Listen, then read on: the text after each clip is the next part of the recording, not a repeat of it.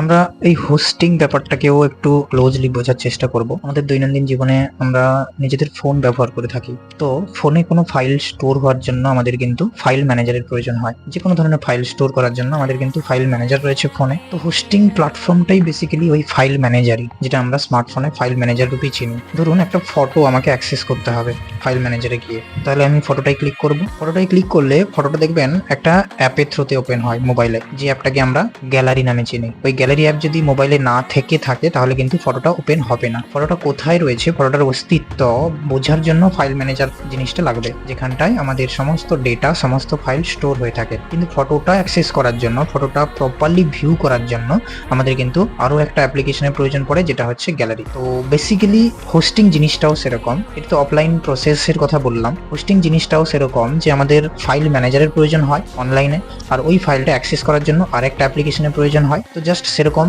এটা অনলাইনে ফাইলগুলোকে অ্যাক্সেস করার জন্য বা ফাইলগুলোকে স্টোর করার জন্য অনলাইনে একটা প্ল্যাটফর্মের প্রয়োজন হয়, যেটাকে আমরা হোস্টিং প্ল্যাটফর্ম বলে চিনি। যেরকম একটা এক্সাম্পল এখানটায় দেওয়া রয়েছে, হোস্টিংটার। আর ওই জিনিসটাকে অ্যাক্সেস করার জন্য আমরা একটা অ্যাপ্লিকেশন ইউজ করি, যেটাকে কন্টেন্ট ম্যানেজমেন্ট সিস্টেম বলে থাকি, যার থ্রুতে আমরা ওই জিনিসটাকে ডিজাইন করতে পারি। যেরকম গ্যালারি ইউজ করেও আমরা ফটোটাকে ডিজাইন করতে পারি, তাই না? তো জাস্ট সিমিলার কনসেপ্ট আমি ইজিয়েস্ট ওয়েতেই আপনাদের বোঝানোর চেষ্টা করছি, যাতে আপনারা ইজিলি বুঝতে পারেন ব্যাপারটাকে। জিনিস বলে রাখি, আমরা যখন ডোমেন পারচেস করি, ডোমেনের এক্সটেনশনটাকেও মাথায় রাখাটা জরুরি। ডোমেনের এক্সটেনশন মানে কোনগুলো? ডোমেনের এক্সটেনশন যেরকম .in, .com, .org, .biz, এই যে ডট দেওয়ার পরের যে লেটারগুলো, ওইগুলোকে ডোমেনের এক্সটেনশন বলে। এগুলো মাথায় রাখা কেন জরুরি?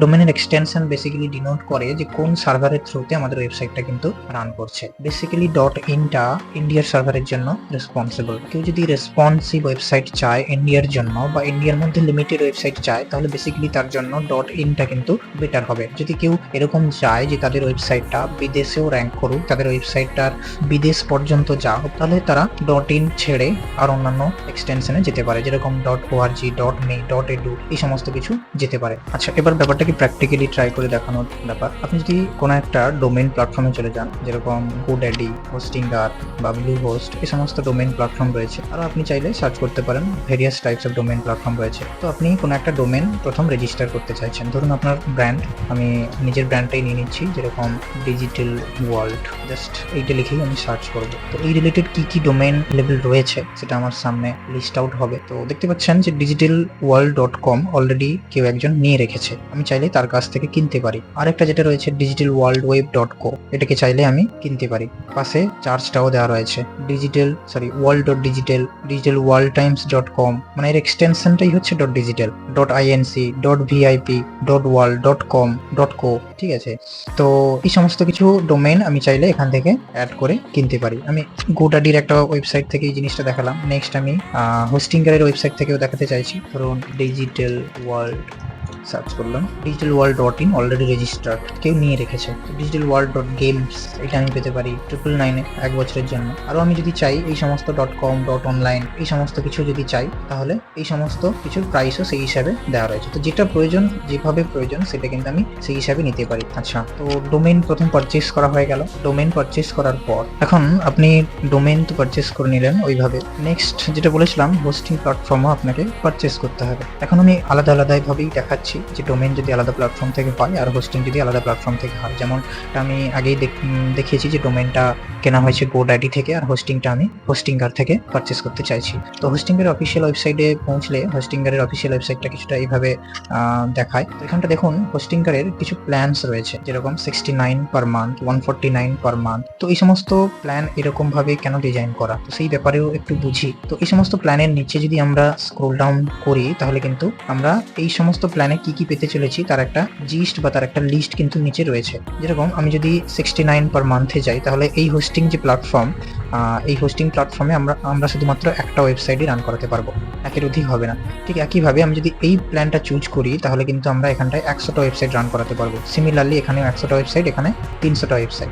নেক্সট হচ্ছে আমরা কতখানি স্টোরেজ পাবো, স্টোরেজটাও আমাদের জরুরি। আমাদের মাথায় রাখতে হবে আমাদের ওয়েবসাইটটা কি পারপোজে তৈরি, আমাদের ওয়েবসাইটে কতখানি ডেটা স্টোর হতে পারে, এই সমস্ত কিছু মাথায় মাথায় রেখে কিন্তু আমাদের প্ল্যানটাও চুজ করতে হবে। যেরকম এই প্ল্যানে 50 জিবি, এই প্ল্যানে 100 জিবি, এই প্ল্যানে 200 জিবি, এইভাবে স্টোরেজটাও অ্যালাউড থাকে প্ল্যান ওয়াইজ। আচ্ছা, নেক্সট হচ্ছে হোস্টিং ওয়েবসাইট বিল্ডার। মানে হোস্টিংগার পার্সোনালি ওয়ার্ডপ্রেসটাকেই প্রিফার করে, তো হোস্টিংগার ওয়ার্ডপ্রেসটা ইনস্টল হতে হেল্প করবে। নেক্সট আমি চলে আসি ফ্রি ডোমেইন। আচ্ছা, আমি যদি এই প্ল্যাটফর্মে এই প্ল্যানটা চুজ করি, এখানে আমাকে ফ্রি ডোমেইন প্রোভাইড করবে, যেটা একটু আগেই বলেছিলাম। যদি আমরা কোনো একটা প্ল্যাটফর্ম এমন চুজ করি যেখানে আমরা ডোমেইন আর হোস্টিং দুটোই পেয়ে যাবো, সেটা হচ্ছে এই হোস্টিংটার বা ব্লু হোস্ট। তো এখানে লেখাই রয়েছে, আমরা যদি এই প্ল্যানটা চুজ করি তাহলে কিন্তু এর মধ্যে আমরা ফ্রি ডোমেইন পেয়ে যাবো। 749 টাকা পর্যন্ত যে ডোমেইনের ভ্যালু, সেই পর্যন্ত আমরা কিন্তু ফ্রি পেয়ে যাবো। যে ডোমেইনের ভ্যালু 749-এর উপরে যাবে সেই ডোমেইন হয়তো আমরা ফ্রি পাবো না, কিন্তু 749 পর্যন্ত আমরা কিন্তু যে ডোমেইনের প্রাইস সেটা কিন্তু ফ্রি পেয়ে যাবো। সিমিলারলি এই সমস্ত প্ল্যানেও সেম জিনিস প্রোভাইড করা হচ্ছে। আচ্ছা, আমি এইভাবে একটাই ইমেল দেওয়া হবে যদি এই প্ল্যান চুজ করা হয়, আর এই সমস্ত যদি প্ল্যান চুজ করা হয় তাহলে ফ্রি ইমেল দেওয়া হবে। এখানেও ফ্রি ইমেল, এখানেও ফ্রি ইমেল। এখানটায় এই সমস্ত ফিচার্স পাওয়া যাবে, যে SSL একটা ইম্পর্টেন্ট সার্টিফিকেট, এটাও এই সমস্ত প্ল্যানে পাওয়া যাবে। যে এইখানে যে জিনিসটা নেই, CDN নেই, কমার্সের ডেডিকেশন নেই, ডেডিকেটেড IP অ্যাড্রেস নেই, প্রায়োরিটি সাপোর্ট নেই, যেটা কিনা এই সমস্ত কিছুতে আপনি পেয়ে যাবেন। এই প্ল্যানে আপনি চেক করলে পেয়ে যাবেন। তো এই সমস্ত কিছু মাথায় রেখে কিন্তু আপনাকে হোস্টিং প্ল্যাটফর্মটা পারচেস করতে হবে। আরেকটা জিনিস হয়ে থাকে যেটা হচ্ছে ব্যান্ডউইথ। যদি আপনাদের দেখাতে পারি, আচ্ছা, আরেকটা জিনিস হচ্ছে ব্যান্ডউইথ, অর্থাৎ ওয়েবসাইটে ট্রাফিক ওয়াইজ ওয়েবসাইটটার স্পিড কেমন হবে, ওয়েবসাইট কতখানি লোড নিতে পারবে, সেটা ডিপেন্ড করে ব্যান্ডউইথের উপর। সেই জিনিসটা নিচের দিকে স্ক্রল আপ করলে এই যে জায়গাটায় 100 জিবি ব্যান্ডউইথ, এখানটায় আনলিমিটেড ব্যান্ডউইথ, এখানটায়ও আনলিমিটেড ব্যান্ডউইথ। এই জিনিসগুলো মাথায় রেখে কিন্তু আপনাকে একটা হোস্টিং প্ল্যাটফর্ম চুজ করে হোস্টিং এর প্ল্যান ওয়াইজ আপনাকে কিন্তু পারচেস করতে হবে। যেরকম আমি যদি এক্সাম্পল দিই, তো ধরুন আপনার ওয়েবসাইটে হিউজ ট্রাফিক হওয়ার কথা, আপনার ওয়েবসাইটে হিউজ ফাইল রয়েছে, বড় বড় ফাইল রয়েছে। তো ওই সিচুয়েশনে ওই সমস্ত ফাইল, যেরকম কোনো ভিডিও বা কোনো বড় ফাইল, ওই সমস্ত ফাইল অ্যাক্সেস করতে হলে ইউজাররা যাতে ইউজার ফ্রেন্ডলি অ্যাক্সেস করতে পারে, তার জন্য কিন্তু আপনার ব্যান্ডউইথটাও আনলিমিটেড বা ব্যান্ডউইথটাও জ্যাদা লাগবে। যেরকম এখানটায় রয়েছে 100 GB bandwidth, unlimited bandwidth. Unlimited bandwidth অর্থাৎ ওয়েবসাইট হোস্টিং প্ল্যাটফর্ম কি করবে, আপনার ওয়েবসাইটে যতখানি ব্যান্ডউইথের প্রয়োজন হবে, সে কিন্তু অটোমেটিক্যালি ততখানি ব্যান্ডউইথ ছেড়ে ওয়েবসাইটটাকে ফ্লেক্সিবল রাখবে, যাতে স্পিড নিয়ে কম্প্রোমাইজ করতে না হয়। তো এই সমস্ত কিছু কিন্তু মাথায় রেখে আপনাকে প্ল্যান চুজ করতে হবে যে কোন প্ল্যানের দিকে আপনি যেতে চাইছেন। আর আরেকটা জিনিস মাথায় রাখতে পারেন যে আপনি যে কোনো প্ল্যান নিয়ে কন্টিনিউ করতে পারেন অ্যাজ এ বিগিনার। আপনি আপনার প্রয়োজন অনুপাতে এটাকে ফিউচারে কিন্তু আপগ্রেডও করতে পারেন। ধরুন আপনি এই প্ল্যানটা পারচেস করেছেন, আপনি চাইছেন ফিউচারে আপনার কোনো বড় প্ল্যান লাগবে, তো আপনি চাইলে ইজিলি এই প্ল্যাটফর্ম থেকেই আপগ্রেড করতে পারেন।